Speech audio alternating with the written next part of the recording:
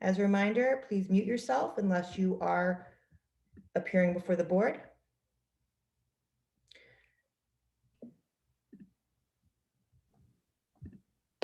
Good afternoon. This is a hearing before the Licensing Board for the City of Boston. Today is Tuesday, March 30th.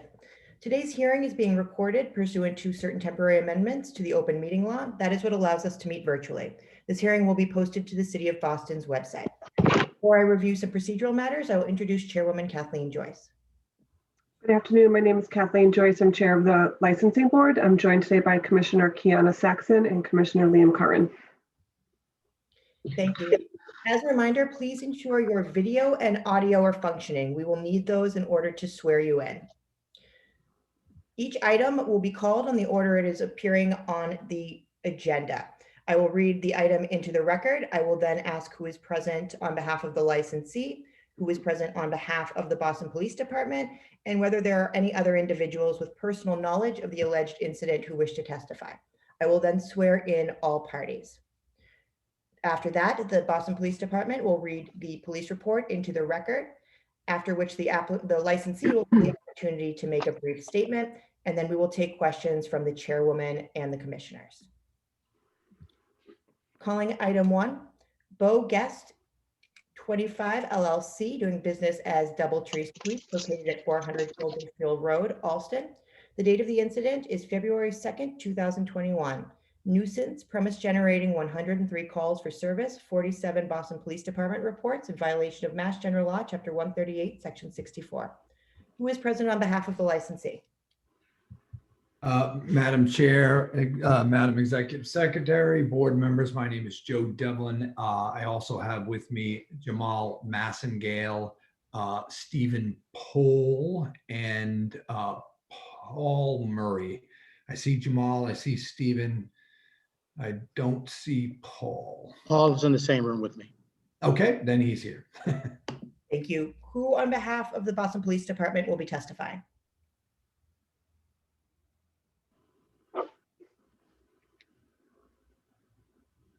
Lieutenant, I believe you are muted.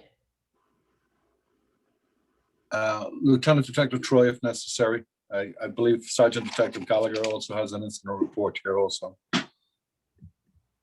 Oh, Sergeant Detective, you are also muted. It just happened. Sorry about that. No Sergeant worries. Detective Gallagher.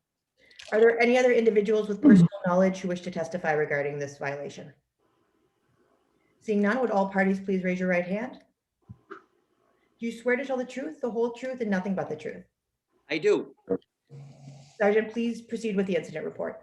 Yes, good afternoon. Sergeant Detective William Gallagher, Boston Police. Currently assigned to the licensed premise unit. I'll be reading from a Boston Police incident report that was prepared by my partner, Detective Eddie Hernandez.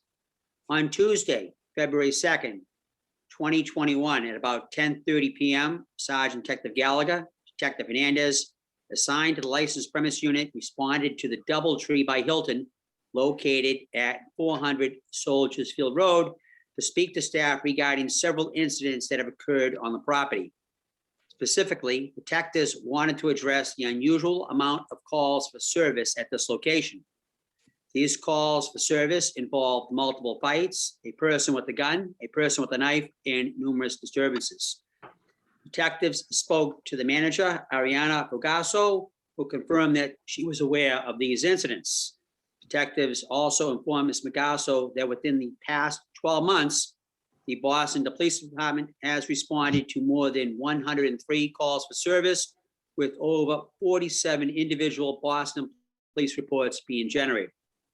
As a result of these incidents, Sergeant Detective Gallagher issued a licensed premise inspection notice number 004570 for premise being a nuisance. Ms. Fugasso signed for and accepted the notice. Those are the facts of my report. Thank you, Sergeant. Attorney Devlin? Yes, for the Sergeant Detective Gallagher, just a couple questions. Sergeant Detective Gallagher, was the staff and management cooperative with you on February 2nd? Yes, sir, they were. and Sergeant Detective, of any of the incidents prior to February 2nd that you had responded to. Do you recall if the management and staff were cooperative then? I believe they were, so I was not there, so I really can't answer Okay. that question. Fair enough. And then with regard to some of the incidents listed in the police report, for instance, a person with a gun or a knife, a physical altercation like a fight, you want the licensee to call the police in those circumstances, correct? Yes, sir, we do. And then for any of the incidences that occurred prior to February 2nd's citation, did any of those result in a violation citation that was delivered to the hotel? I'm not sure, so I don't think so. Okay, that's all the questions I have, Madam Chair and board members. I'd just like to summarize afterwards. You get a chance to summarize afterwards what the hotel has done during the pandemic and since to address these issues. Attorney Devlin, would you like to start with that summary? Or would you prefer to start with questions from the chairwoman and commissioners? I'll start with the summary. I think that'll be easier. With me is Stephen Pohl. He's the general manager at the hotel. He's been the general manager for 3 years at this hotel. He's been a general manager at Hilton Hotels for over 17 years. And he's worked, including the last 10 years in Boston at DoubleTree Hotels. And then he's been 27 years overall with Hilton. Jamal Massengale is the director of operations. He's been 5 years at this hotel and 7 years in the hotel industry.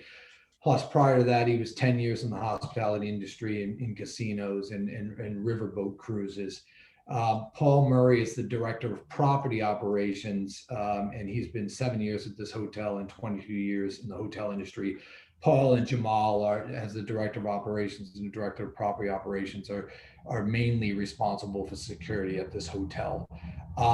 I've met with these gentlemen 3 times, including an initial meeting where we had several layers of Hilton executives there as well, including the regional vice president for security for New England and Canada. They have related to me in these 3 meetings the efforts that they've made since the beginning of the pandemic, and specifically as well since this citation and the February 23rd informational hearing at the Boston Licensing Board, the things they've done. Obviously, I think it goes without saying, they've said that this is unprecedented what they've faced since last March in the last year. Particularly at this hotel, Stephen said to me, they're not used to dealing with disruptive guests or criminal activity.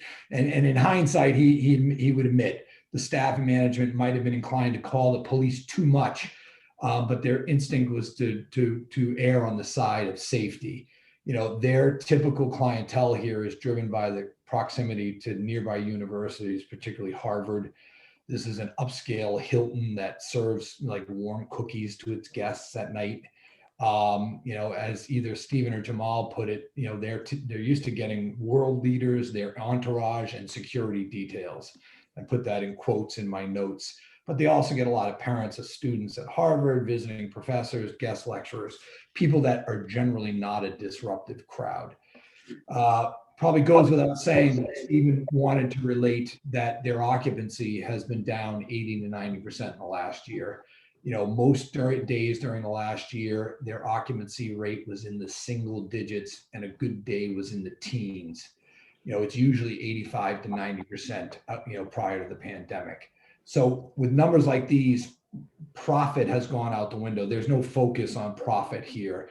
Really, it's just about keeping the hotel open, keeping the lights on, and keeping some of their staff employed in anticipation of when they get out of the pandemic.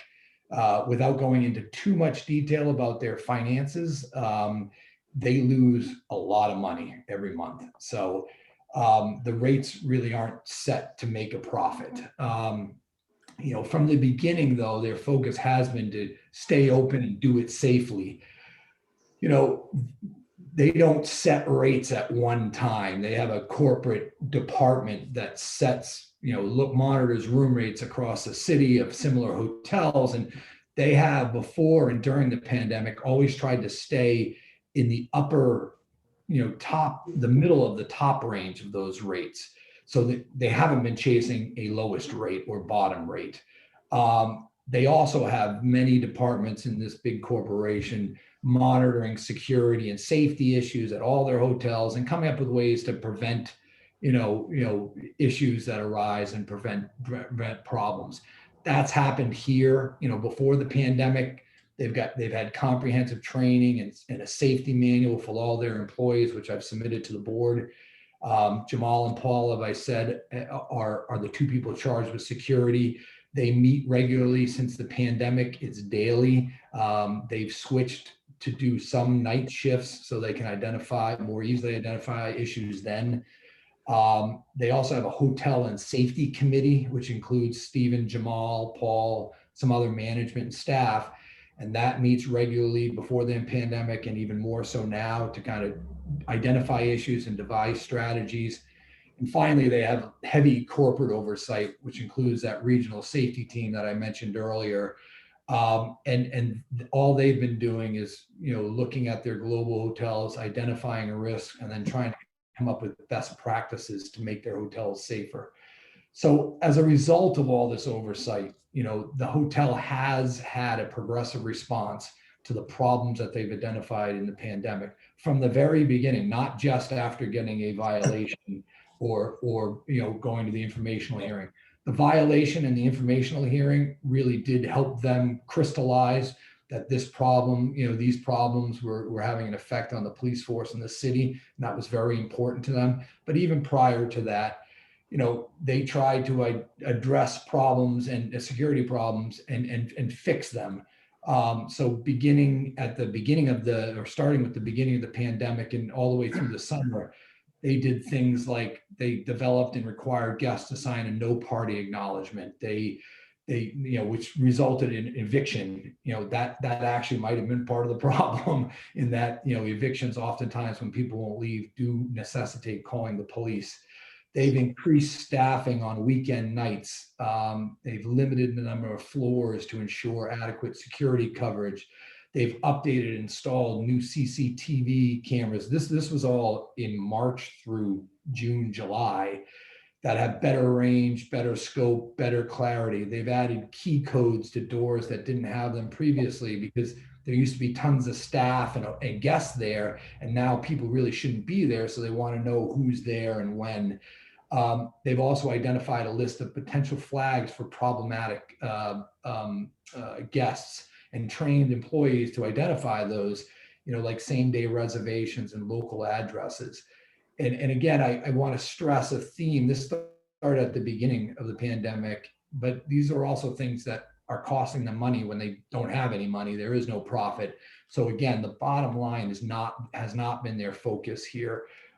Survival has been. So among other things that they've developed since the summer or during the summer was the occupancy rate was very low during the summer, but they added night staff on Thursdays, Fridays, and Saturdays, which they've identified as some of the problematic nights. And they did it through overtime, which was expensive. But they wanted to make sure that there was a visible increased staff presence throughout the hotel on those nights overnight. Employees took some 10 Hilton security trainings, and one of the focus of those trainings was de-escalation. Attorney Devlin? Yep. Can I jump in with some questions and maybe it'll help get the conversation? Yeah, I was just about to wrap it up anyway, Madam Chair. Yep.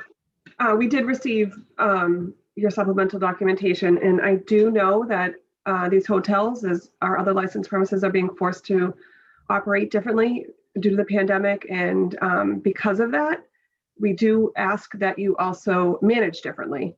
It sounds like putting in keypads on doors may have replaced staffers, and that's definitely a business decision. But you may have been serving foreign dignitaries and their entourages and college parents, but you aren't now in the last year. So you have to take that into consideration. Those aren't the people coming to your hotel in the last year because they're not even in the city, I would imagine. It's just a guess on my part. I'm concerned because we don't want to discourage calling the police department for help if there's an issue, if there's something going on that your staff can't manage. So we don't want to discourage that, but we do have to look into why we have over 103 calls in this strain on the resources for our police department. So I appreciate the regional and national management changes you've made, but I don't think those always apply when you have a very specific set of circumstances surrounding a particular hotel. It doesn't help if they're making policy decisions at the national or regional level. They don't apply to what's going on here on Soldiers Field Road. So we sympathize with the economic impact that the pandemic has had on hotels, but that doesn't change the fact that we have to ensure that there's safety at these hotels. So I want to reassure you that we do expect you to call the police if there's an issue. I want to ask, on an average, a Thursday, Friday, or Saturday night, right now, how many security guards do you have working? Hi, this is Steve. Again, I'm the general manager at the hotel. On a Friday, Saturday nights, we have one security officer that works the overnight shift. They originally worked from 11 p.m. to 7 a.m. However, since the citation, we've moved them back to be here from 9 p.m. until 5 a.m., just with an increased presence in the lobby as guests were arriving. In addition to that, we have 2 people that are working at the front desk in the evening hours, and we have 2 people that are also working the overnight hours at the front desk. And then in addition to that, we've adjusted our engineer schedule, and did that months ago, and they're staying till 1 a.m. So that's what gives just an overview of how many people are in the building in those late evening into the early morning hours. Okay. And I know your attorney described, you don't necessarily set a rate at a particular time. It ebbs and flows, and those decisions may be made nationally. But how much is a hotel room on a Thursday night at Soldiers Field Road right now? Just as a point of clarification, we have a director of revenue management that works for our hotel here in the market. So we do have regional support that does review things with us on a weekly or bi-monthly basis. But our director of revenue and myself set the rates here on property in the market. A typical Thursday or Friday night, again, it depends on when we were, it really follows the market, the rates that are in the market. So roughly it's $119, $139. We have had rates in the past in the $99 range.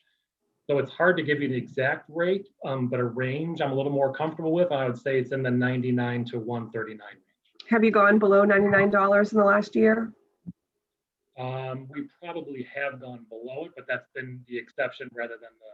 Okay, because it makes sense that if you have a really bottom of the barrel rate, you may be attracting someone other than those foreign dignitaries and their entourages. You might be attracting people that then require phone calls to the Boston Police. I agree with that. And if you're not properly staffed, that's where the problem comes in.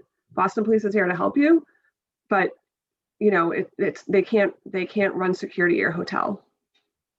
I understand that. And times when we would have offered a $79 rate, that is in times when the market was selling rates in $59 to $99 ranges.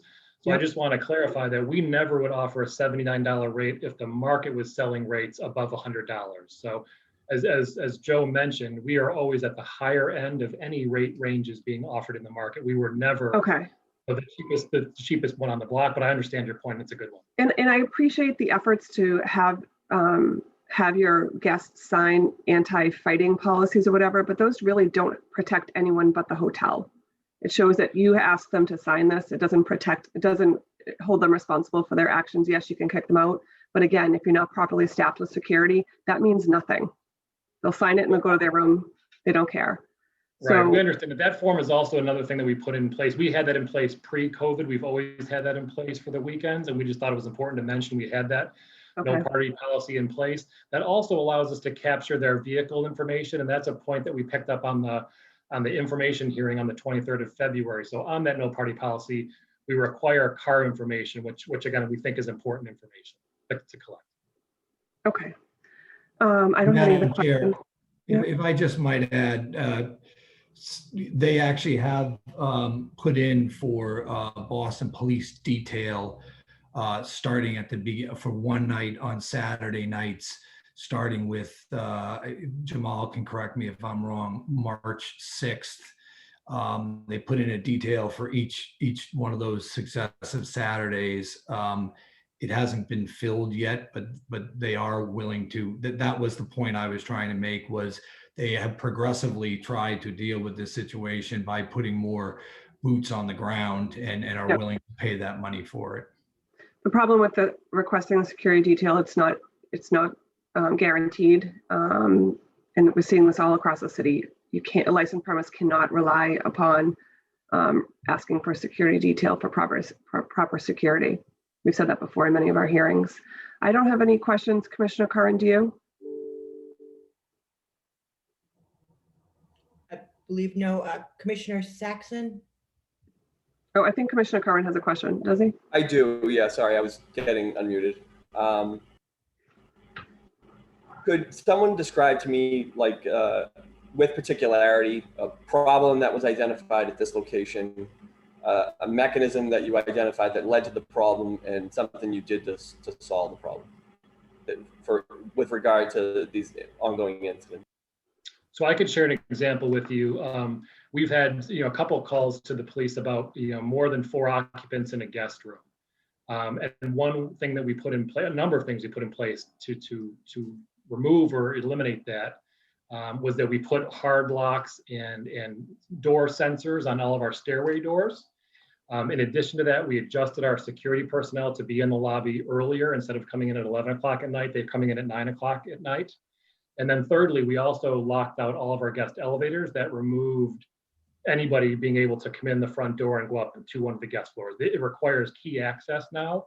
And we do not provide any keys to any guest rooms unless they're a registered guest of the hotel. So we secured some entrance and exits, we increased presence in the lobby, and then we locked out the elevators.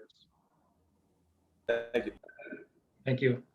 And have you considered adding security staff? I know you talked about the detail and you talked about increasing the hours, but actually adding staff. If we thought that would eliminate the problems, we'd certainly consider that. As Joe mentioned, we've increased our staffing as we've moved through this pandemic. So we would increase that if we thought that there would be a significant difference. However, we feel like we have appropriate security coverage at the hotel currently. Thank you. Are there any other individuals with personal knowledge of the alleged incident who wish to testify? Seeing no one, the board will take this matter under advisement. Thank you. Thank you very much. Thank you. Calling Diamond Rock Boston Broad Street tenant, doing business as Hilton Boston Downtown Faneuil Hall, located at 89 Broad Street. The date of the incident was January 1st, 2021. Assault and battery, patron on patron, inside premise in violation of Mass General Law, Chapter 138, Section 64, Chapter 265, Section 13A. Who is present on behalf of the licensee? Good afternoon, Madam Chair, members of the board. My name is Adam Barnowski, 255 State Street, on behalf of the licensee. With me is Alan Reynolds, the manager of record, Hamid Kajab, the night auditor and manager on duty, as well as Peter Simonelli, the general manager of Finn Point Oyster Bar and Grill. Thank you. Who will be testifying on behalf of the Boston Police Department? Sergeant Detective Gallagher, if there's no one here from District 1. Lieutenant Detective Troy, if necessary. And Detective Hernandez, I'll read the supplemental report. Thank you. Are there any other individuals with personal knowledge of the alleged incident who wish to testify? Seeing no one, if all parties could please raise your hand, your right hand. Do you swear to tell the truth, the whole truth, and nothing but the truth? I do. I do. Thank you. Please proceed with the police report. Sergeant Detective William Gallagher, Boston Police, currently assigned to the Boston Police Licensed Premise Unit. This afternoon, I'll be reading a police report written by Officer Sarah Jane Hassan McQuaid. At about 12:38 a.m. on Friday, January 1st, is this the Hilton on Broad Street? Yeah. Okay, I mentioned the right report. Officer Hassan McQuaid, the Alpha 435, and Officer Alvin in the Alpha 426, and Officer France in the Alpha 437 responded to a radio call for domestic violence incident at 89 Broad Street, the Hilton Hotel. Upon arrival, officers met with the victim, Abigail Liebman, who stated that a verbal argument had occurred between herself and her roommate in room number 823. Mrs. Liebman appeared intoxicated to officers and was quite uncooperative. Mrs. Liebman stated that her friend, Ashley Fry, had rented a room for the evening and they had joined her. Ms. Liebman stated that her roommate, the suspect, Kimberly Dargan, had left prior to officers' arrival. Ms. Liebman stated that the incident was verbal in nature. Officers proceeded to room 823 where they met a witness who wished to remain anonymous, who stated that there had been a physical altercation. The witness stated that the suspect, Kimberly Dargan, was asked to leave the room, and Ms. Liebman was attempting to escort her out of the room when the suspect began pushing her and wrestling her. The suspect then went downstairs and left the hotel. Officer Elvin spoke with victim number 2, Ashley Fry, who stated that she was in a physical altercation with her friend, the suspect, Kimberly Dargan. Ms. Fry stated the suspect was drunk, and when they asked her to leave the room, she became angry. Ms. Fry stated the suspect punched her in the face with a closed fist. Ms. Fry also confirmed that the altercation between Ms. Liebman and the suspect did turn physical. All parties denied the need for EMS. Officers did not observe any physical injuries. Ms. Liebman was advised of her rights under the 209A statute. Ms. Liebman was going to remain in the hotel for the night with her friends. Officers searched the area for the suspect to no avail. That is the report from New Year's Eve. And I'll be reading the supplemental report. On Wednesday, February 10th, 2021, Sergeant Detective William Gallagher, Detective Eddie Hernandez assigned to the licensed premise unit, responded to the Hilton, Boston downtown, located at 89 Broad Street, to speak to staff regarding an assault and battery that had occurred on January 1st, 2021. Detectives spoke to manager Linda O'Carr, who confirmed that her staff had informed her of the incident. So O'Carr informed detectives that A1 detectives had already contacted her and the establishment would be providing video to the investigators. As a result of the incident, Sergeant Detective Gallagher issued a license premise inspection notice 004061 for assault and battery patron on patron inside premise. Ms. O'Carr signed for and accepted the notice. That's all. Thank you, Detective. Attorney Barnowski, would you like to make a statement? Yes, thank you. I'll be brief, but at the outset, it's worth noting, and I think that upon patron incident, it occurred between 3 hotel guests inside a private room within the hotel on the 8th floor of the premises. There's no record of service of food and drink on site. There's no record that the guests visited the restaurant within the hotel. Further, there was no room service provided to the guest room in the evening in question. The incident appears to be private in nature. It occurred 3 hours after the restaurant on site closed. This was New Year's Eve. It appears that the guests had returned from somewhere else in the city at that time and retired to the room for the night when the incident occurred. Again, there's no record of the guests being at the restaurant while it was operating. Hotel security promptly called BPD as a result of a noise complaint within the hotel. The call was made at the prompting and direction of Mr. Kajab, who was the manager on duty that evening. Mr. Kajab is available this afternoon to answer any questions relative to that evening or the incident record, and either he or Mr. Reynolds can address the operations generally. Thank you. Thank you. Chairwoman Joyce? Thank you, Attorney. So just to be clear, your manager was responding to a noise complaint, notified security, and security called the Boston Police to respond? That is my understanding, yes. Okay. Is the manager with us here? The manager of record, Alan Reynolds, is available, and I believe with him is Hamid Kajab. Is that correct, Alan? Yes, that is correct. Were either of you there working that night? Hamid was. He was there Okay. working that evening. He's actually who requested that the security officers contact the police after the noise complaint. Okay, thank you. I just want to know if, in his opinion, if this was foreseeable, if he had seen any behavior by the victim or the suspect. Is he here? Hamid, would you be able to join in? Hi, we're getting. Yes, Oh, thank you. Hi, how are you? good. How are you? Good. Do you remember this, the suspect or the victim from that night? Had you seen them earlier in the evening at all? No, not earlier that evening, but the first time when I saw them was after receiving that complaint from their room, and we went upstairs to their room with 2 security officers. Okay. All right, thank you. I don't have any other questions. Commissioner Curran? How many nights were these books checked in for? They were just checked in for the one evening. And it being New Year's Eve to New Year's Day, was there any extra precautions taken for a situation like that? So what we did in particular, because it is New Year's Eve into New Year's Day, normally we have one overnight security officer working. We added a second overnight security officer understanding the night involved. As Sergeant Detective Gallagher brought up on one of his calls too, we added additional security on Fridays and Saturdays from 3 to 11, understanding those are the hot button days, the hot button times. We get it. We want to do what we need to do. So we've added full-time staff on those 2 days as well. Thank you. Commissioner Saxon, any questions? No questions. Thank you. Thank you. The board will take this matter under advisement. Thank you. Thank you. Thank you very much. Thank you. Calling CHSP TRS Boston 2 LLC, doing business as the Hyatt Regency Boston, located at 1 Avenue de Lafayette. The date of the incident is February 4th, 2021. Homicide taking place inside premise in violation of Mass General Law, Chapter 138, Section 64.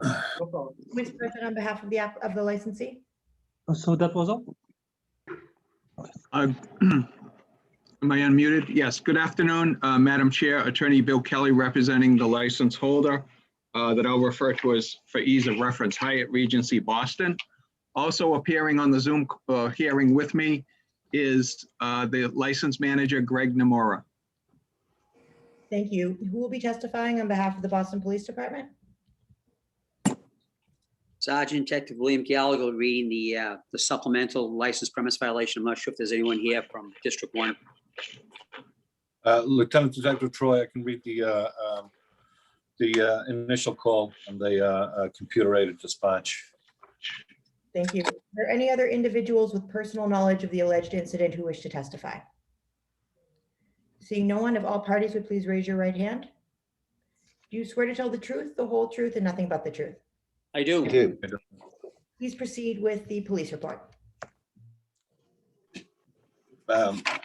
Reading from an incident report on February 4, 2021, at approximately 11:25, officers from District 1 responded to the Hyatt Hotel at 1 Avenue de Lafayette for a report of a person shot. On arrival, they located two persons known to the Commonwealth and an employee from the hotel. They were informed that a female in room 1531 had been shot. The hotel employee opened up room 1534 for the officers. I'm sorry, initially the room was 1534. For the officers, they observed a female suffering from an apparent gunshot wound to the head. Officers performed a protective sweep of the room, exited the room and secured it. During the initial response, 3 people involved in this incident were identified as leaving the scene in the hotel. Officers were able to identify and observe via live cameras those persons walking through the commons. The persons were stopped and a firearm was discovered within 150 feet of them.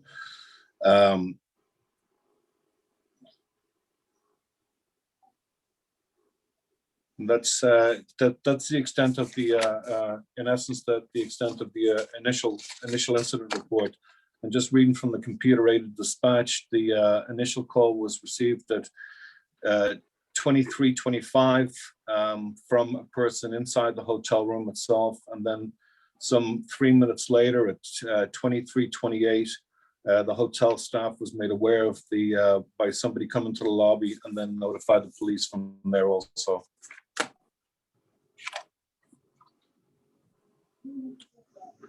Thank you. That's the, Sergeant Gallagher, are you going to read the supplemental? Yes. Mine is supplemental. Sergeant Detective William Gallagher again. My police report reads as follows: on 2/15/2021 at 10:30 p.m. Sergeant Detective William Gallagher and Detective Eddie Hernandez, assigned to the licensed premise unit, conducted a licensed premise inspection of the Hyatt Regency Hotel, Boston, at 1 Avenue Lafayette. This inspection came about because of an incident that took place on 2/4/2021 at 11:26 p.m., where BPD officers responded to the above address for the report of a person shot, which is BPD incident number 212-007688. BPD officers McDonough and Murphy in the Alpha 102 responded and discovered a female victim suffering from a gunshot wound. The victim was pronounced non-viable by Boston EMS. Boston Homicide Unit crime scene responded to process the scene. In addition, BPD command, staff members, night command, and the District 1A supervisors and detectives also responded. As a result of this incident, I issued a licensed premise inspection notice number 0040701 to the Hyatt Regency Boston for homicide taking place inside premise. Boston Hyatt currently holds the City of Boston in holder's license LB 101643. This notice was signed by the manager, Gilmer Hernandez. Those are the facts of my report. Thank you, Sergeant. Attorney welcome. Kelly, would you like to make a statement? Good afternoon, Madam Chair, Commissioner Curran, and Commissioner Saxon. I would like to note for the record that the report that it appears Lieutenant Detective Troy read has not been provided to licensee in advance of this hearing. So for the record, I would just like to object to the licensing board's consideration of that information. The licensee clearly did get, along with the notice of the hearing today, the report of Sergeant Detective Gallagher. And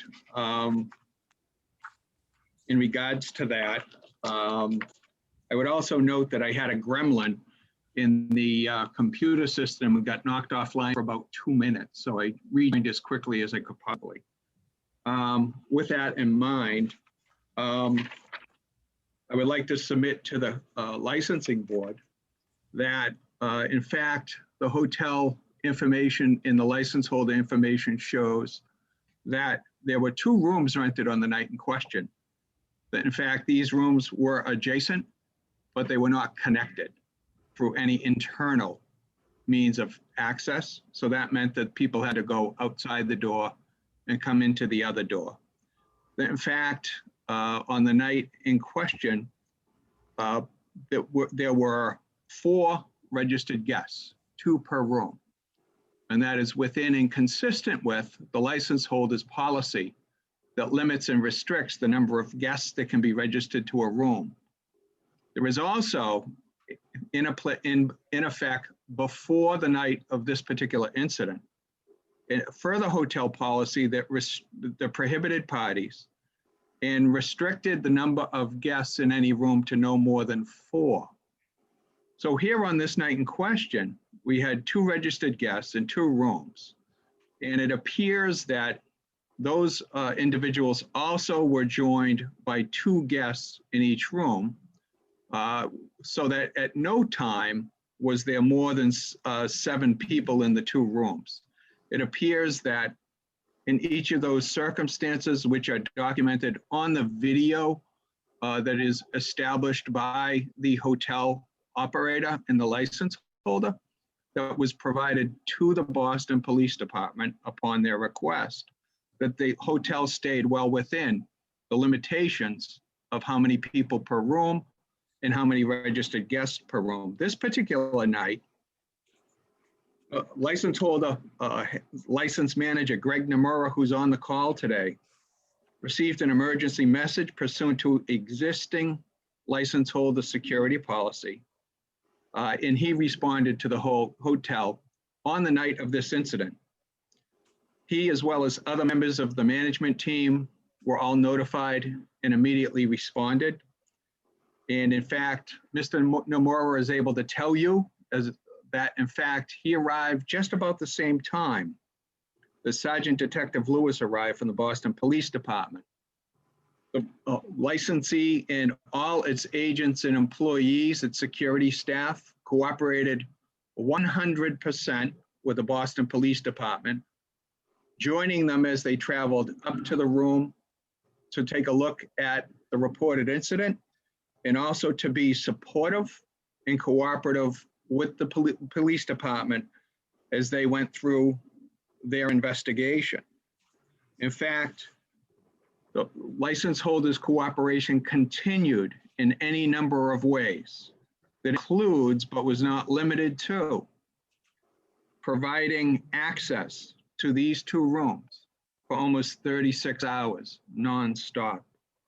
And to further support and cooperate with the officers who were in the hotel at these rooms conducting this investigation, they provided with them and offered to provide with them for no cost additional rooms to support the personnel who are engaged in the in this review inside the licensed premises. In fact, video from the license holder system was requested by the Boston Police Department, and indeed, video was delivered upon request without delay to the Boston Police Department. We understand that, in fact, there was a follow-up request by the Boston Police Department for additional information that was sent via email. And indeed, that follow-up request for additional information was responded to with dispatch by the license holder, further advancing their cooperation and full support of the Boston Police Department as they looked at this incident. With that, indeed, it appears that there may have been even a third request for information by the Boston Police Department due to a technical snafu where they were unable to access, maybe the situation I understand, a certain amount of the video that had been previously provided. And again, was still the license holder and the hotel cooperated, supported the Boston Police, and gave them an additional repeat, if you will, copy of the video, so that one that they could access and view. With that in mind, I would now turn the microphone over to Mr. Greg Nomura, who is the license manager of the premises, who delivered you his statement regarding this particular incident. Greg? I appreciate it, Bill. Good afternoon. I appreciate the opportunity today to continue these communications with you directly, not only regarding our hotel's long-lasting commitment to the city, but as a business entity, but the continued efforts we are making to reach out proactively to those in the community. What occurred on the evening of February 4th was tragic, putting us all in a state of shock, anger about a senseless loss of life that nobody here at Hyatt could predict or foresee. We took the initiative to provide counseling for our associates who wanted, because we recognize the mental health of our staff remains of utmost importance. This tragic event, once it occurred inside a registered guest room behind closed doors, our security measures and procedures delivered a swift response. The hotel staff cooperated, worked closely with the authorities, fully supporting, cooperating in this investigation. This included giving unquestioned, immediate access to any location in the hotel that authorities desired, while not forgetting, of course, the human need of every individual involved. Previously, we had shared with you our action to fulfill the commitment to present our hotel security plan. And you may recall, we proactively updated our operation based on changes in the business, motivated by current business environment. Just to highlight a few of these, since this January, while other hotels during the pandemic may have made the choice to reduce security staffing, we added security staff, deploying a dedicated second overnight security officer 7 days a week. And in addition, we brought additional security in on the weekends. Our director of security, Chris Robinson, 27 years of experience in the Boston area, has recently joined our team, having worked the past 5 years in security management for Sheraton Boston. He's already contributed positively to our hotel, to our brand, by raising the level of the hotel's security protocols and procedures. Along with colleagues who work on the guest floors, please know our security team conducts multiple rounds of the hotel on a daily basis, taking action where required. This action includes calling the police as appropriate. Security officers, as they walk the property, investigate any persons acting in a suspicious manner and loitering, attempting to gain access to associate-only areas, or trespassing on premises. Guest room elevators are only accessible, and I know this was from previous conversations, by a room key card 24 hours a day. In accordance with our guidelines and general practice, we check and confirm guest government ID upon time of arrival as a key point of the check-in process. Every guest checking in is issued a welcome letter. It highlights additional safety security requirements, which no more than 4 people are allowed in a guest room. Also, smoking is not allowed, parties are not allowed. Evictions, well, shall I say, individuals who are evicted from the hotel are informed that future visits to the hotel may result in arrest for trespassing. Since December, we currently have 27 different guests on our list of disinvites, as well as an additional 13 starting back in October. In closing, I would like to emphasize once again, we're here to work with you, the local authorities, as we have in the past, to continue to do our very best to make things better. I appreciate the opportunity to speak. Thank you. Chairwoman Joyce? Thank you. And Craig, thank you for submitting the security plan, the updated security plan to the board. Of course. And just a question. Yes. And the 2 adjacent rooms that were they rented to people that knew each other? Yes, they were. They were actually booked 2 rooms, same name. Okay. And then when your staff found out about the incident from the Boston Police or from a guest in the room?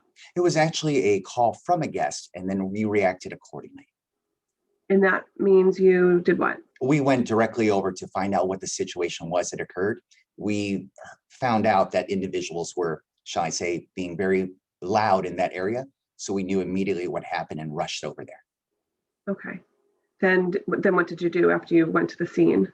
The 911 calls, the emergency calls, that can also explain why I was here the same time as Sergeant Detective Lewis, just from a speed standpoint. Okay. And I always like to remind people that some incidents are unforeseeable that happen on a licensed premise, but we do still expect our licensed premises to call the police, as you explained you just did. Yes. And to always be cooperative, as you explained. So I don't have any other questions. Commissioner Curran, Commissioner Saxon? Did Detective Gallagher or any of the police, did you view the security footage, and what did you pick up anything? Was there anything of note? We did not. We left that with the homicide unit. We waited till they were done with their investigation. We called to make sure there was no problems, and then we went in and conducted our follow-up. But homicide took care of all that. I would like to note, because I did see this as a potential request, we have put the same information we have shared with the BPD on this jump drive. I would be more than happy to walk that over later today if you would like to see this. Okay, thank you. Of course. Thank you. Seeing no other questions, the board will take this matter under advisement. Thank you. Thank you so much. Calling Antico Forno Inc., doing business as Antico Forno, located at 93 to 95 Salem Street. The date of the incident is February 20th, 2021. Service of alcohol to persons under 21 years of age in violation of Mass General Law, Chapter 138, Sections 34 to 34A, 41, 64 to 64A. Who is present on behalf of the licensee? Carla Gomez. And Rebecca Quache. And who will be testifying on behalf of the Boston Police Department? Rebecca is going to. I was on vacation that week and that night in question. I'm sorry, my question was who would be testifying on behalf of the Boston Police Department? Oh, I'm sorry. I will be. Detective Hernandez. Are there any other individuals with personal knowledge of the alleged incident who wish to testify? Sergeant Detective Gallagher, if need be. Thank you, Sergeant. Seeing no one else, could all parties please raise their right hand? Do you swear to tell the truth, the whole truth, and nothing but the truth? I do. I do. I do. Detective, please proceed with the police report. Good afternoon. I'll be reading from a police report, which I authored on Saturday, February 20th, 2021. At about 8:05 p.m., Sergeant Detective William Gallagher and Detective Eddie Hernandez, assigned to the licensed premise unit, were performing checks of bars and restaurants during the COVID-19 emergency. While walking into Antico Forno restaurant located at 93 Salem Street, Detectives observed 4 patrons later identified as Kyle Jabul, Matthew DeStephanis, Michael Lupo, and Nadav Hotesh drinking mixed alcoholic beverages.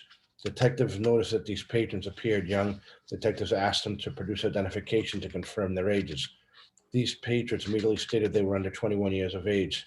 The patrons then produced fraudulent driver's license that contained the individual's correct name, but displayed a date of birth, which made it appear as though they were over 21 years of age.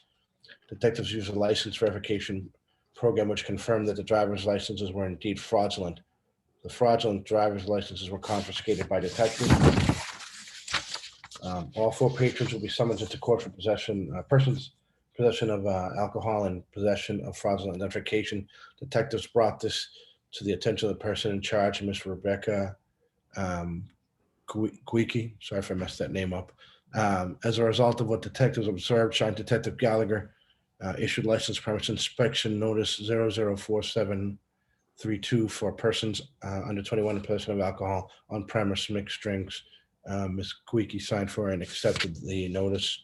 And here are the 4 fraudulent driver's licenses. Thank you, Detective. Would the licensee like to make a statement?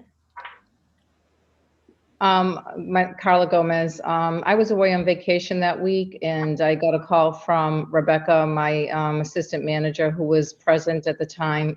She had told me that the detectives came in originally to check the amount of people that were in the restaurant to make sure we weren't over the 40%, and we weren't. And as they were there, they noticed 4 guys, boys, whatever, and they checked their IDs. And we had already checked. My waiter checks everybody. Nobody gets away without getting checked. You can be 50, he'll ask you for your ID. And he did. He saw that the ages were above the 21, and he did serve them. And Rebecca had called me while the detectives were there, and maybe she could take it from here because I was on the phone with her at the time. So of what was going on, I wasn't present. Thank you. Hello, so I was there as a hostess and assistant manager.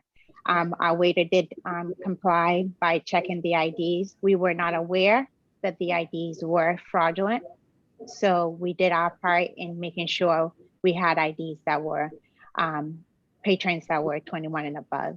But we were not aware that the IDs were fraudulent. Okay, thank you.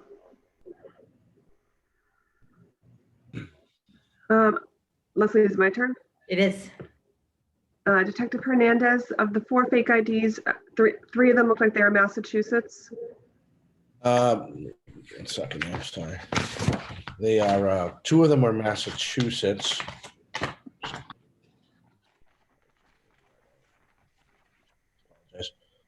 2 of them were Massachusetts, 1 of them Connecticut, and 1 New York. Okay. And is it on those IDs? Are they the person, the actual patron's picture, just with different birthdays? Yes, ma'am. Okay. Yeah, everything is that. Everything is their information except for the date of birth. In your professional opinion, do these look like good fake IDs? They are pretty good.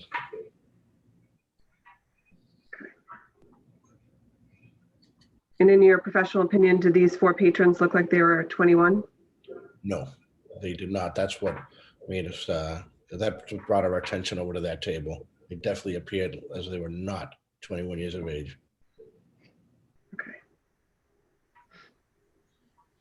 Okay, Ms. Gomez or Ms. Quakai, do you ask for backup ID for out-of-state licenses? No, we don't. We do not.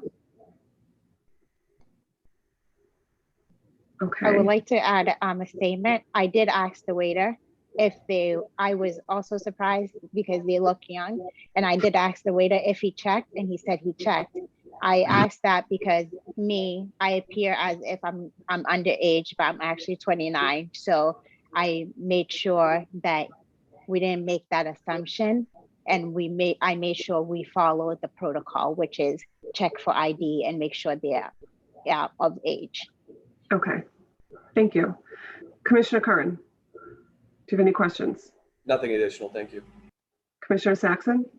No questions, thanks. Seeing no questions, the board will take this matter under advisement. Thank you. Thank you. Thank you. Calling 280 Friends Street Fee LLC, doing business as Hotel Indigo Boston, located at 280 Friends Street. The date of the incident was February 21st, 2021. Homicide taking place inside premise in violation of Mass General Law, Chapter 138, Section 64. Who is present on behalf of the licensee? Attorney Trish Malone for 280 Friend Street Fee LLC. I have both the manager of record, Patrick Strong, as well as the night manager on the night of the incident, Mr. Harold Swine. Thank you. Who on behalf of the Boston Police Department will testify? Reading the supplemental report. Excuse me, the initial, supplemental. I'm sorry, Detective, are you reading the initial or supplement? Actually, this is an original, but there is an actual another original BPD report. Thank you. Are there any other individuals with personal knowledge of the alleged incident who wish to testify? Sergeant Detective Gallagher, if need be. Lieutenant Detective Troy, if necessary. Thank you. Could all parties please raise their right hand? Do you swear to tell the truth, the whole truth, and nothing but the truth? I do. Thank you. Please proceed with the police report. On February 21st, 2021, at about 9:15 p.m., Sergeant Detective William Gallagher and Detective Eddie Hernandez assigned to the licensed premise unit conducted a licensed premise inspection of the Indigo Hotel located at 280 Friend Street. The inspection came about because of the incident that took place on February 20, 2021 at 11:26 p.m. The officers responded to the above address for the report of a person stabbed. Refer to BPD report 212-011-262. BPD Officer Roca in the Alpha 422 Frank responded and discovered a male suffering from a stab wound.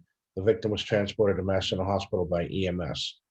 Boston Homicide Unit and Crime Scene responded to process the scene. In addition, BPD command staff members, Night Command, District 1 superiors, and detectives responded. License premise inspection notice 04734 to the Indigo Hotel for homicide taking place inside premise. The Indigo Hotel currently holds a City of Boston in-holders license LB 303392. The notice was signed by the person in charge, Mr. Ducrono Pierre. So. Thank you. Sergeant or Lieutenant, are there any other police reports to read into the record? Lieutenant Troy, the original incident report just relays it's a very abbreviated report, and it just relays that the people were known to the Commonwealth and just the officers who responded to the location, and it records that the fact that a suspect also known to the Commonwealth was placed under arrest on the scene. That's the extent of the report. It's very brief. Thank you, Lieutenant. Attorney Malone? Yes, I'd like to just summarize as you've been doing throughout this hearing. My client, upon doing some rounds, came across this tragic event on the 4th floor. And it was more of a tragedy, the fact that it was between family members. That being said, it was an unforeseen accident that nobody, it was so random that nobody could have seen it. My clients, since 2016, have held a liquor license with the City of Boston. And this is the first time that they've ever been called before this board for any type of license premise violation. They are extremely concerned, extremely troubled. We've sat down, or actually we've been in touch on numerous occasions. And what I suggested, I sat down and tried to kind of tighten up some of the rules and regulations that they have relative to, I know the type of clientele now is much different than they used to have coming to the premises. This is a 5-story boutique hotel that has 72 rooms. It's used to housing people who want to go to the sports games, the couches, even some of the team coaches, even some of the team players from some of the teams that are coming in.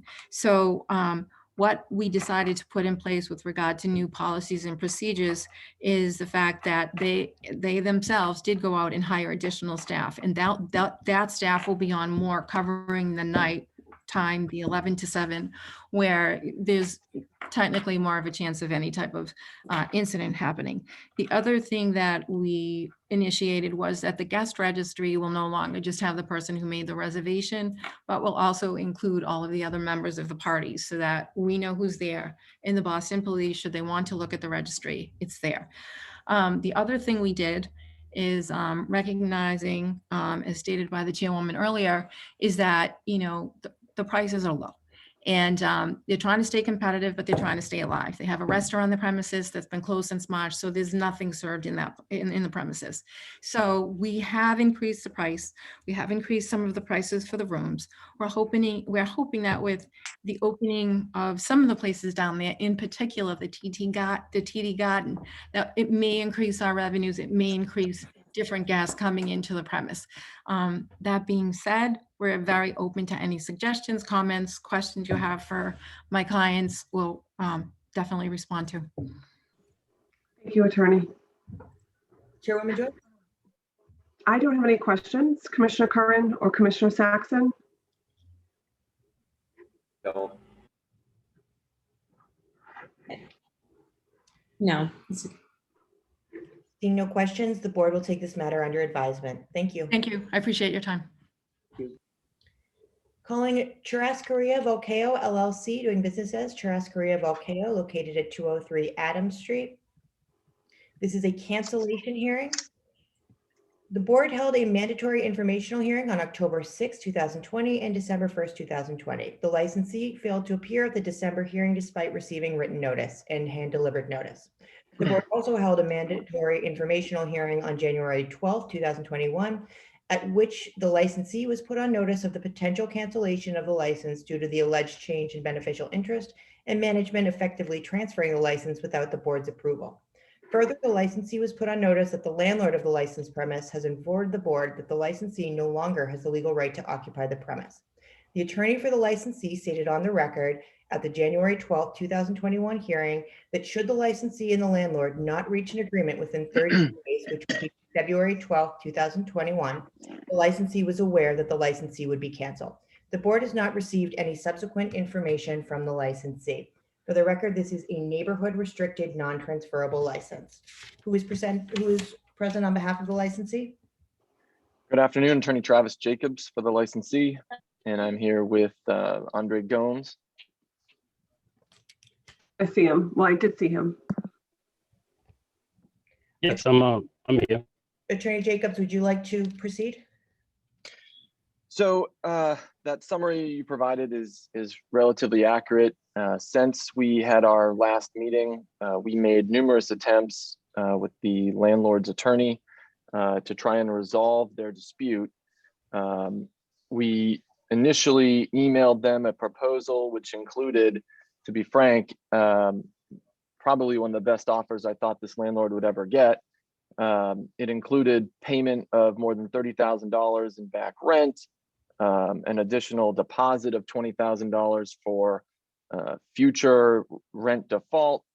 And the landlord's attorney took several weeks to even respond to that proposal.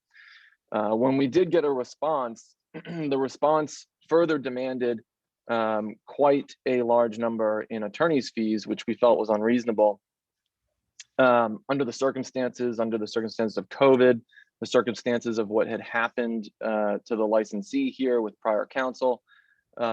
And so, we urged and asked the landlord's attorney to go back to his client and, explain to his client the issues that we had and why I felt that the landlord was not going to get some greater result through court.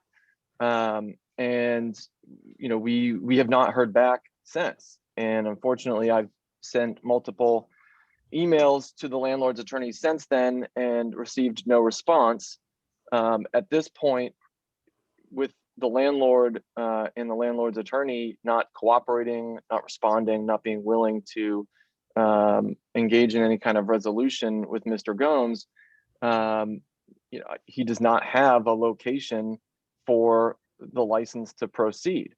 I did believe at the last meeting that we would be able to get a resolution done. As I said, that the offer that we made to them, I thought was spectacular, and I'm still shocked the landlord refused to accept it. And I believe, based on my client's suggestions, that this landlord, what the landlord really desires is to take over the space, obtain her own license, and simply assume Mr. Gomes's business. And I think I did some additional research into the neighborhood restricted license, and I think the city of Boston implemented these licenses for two key purposes. One was to get licensed premises in communities that were underserved, that didn't have liquor licenses because they're so expensive these days, and they usually end up in downtown. And number two, to give, I think, minority and women-owned business owners an opportunity to own a liquor license.